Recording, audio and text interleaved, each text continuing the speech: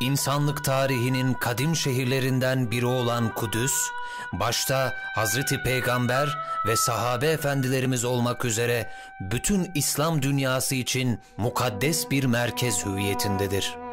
Peygamberler diyarı Kudüs, İslam'da özel bir yere ve kutsiyete sahiptir.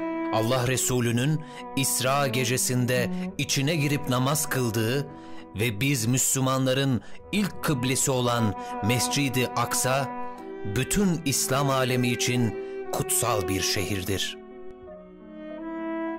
Mescid-i Aksa'yı gördüm düşümde, bir çocuk gibiydi ve ağlıyordu. Varıp eşiğine alnımı koydum, sanki bir yeraltı nehir çağlıyordu.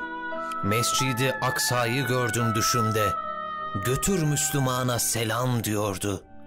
Dayanamıyorum bu ayrılığa, kucaklasın beni alemi İslam diyordu. Çünkü Kudüs varsa ümmet vardır. Kudüs varsa izzet ve şeref vardır. Eğer Kudüs yoksa darmadağın olmuş bir ümmet vardır. Bu yüzden dirilme meselesinde Kudüs bizim için bayraktar bir hedeftir. Gel, anne ol. Çünkü anne bir çocuktan bir Kudüs yapar. Adam baba olunca içinde bir Kudüs canlanır. Yürü kardeşim, ayaklarına bir Kudüs gücü gelsin. Kudüs şehir değildir.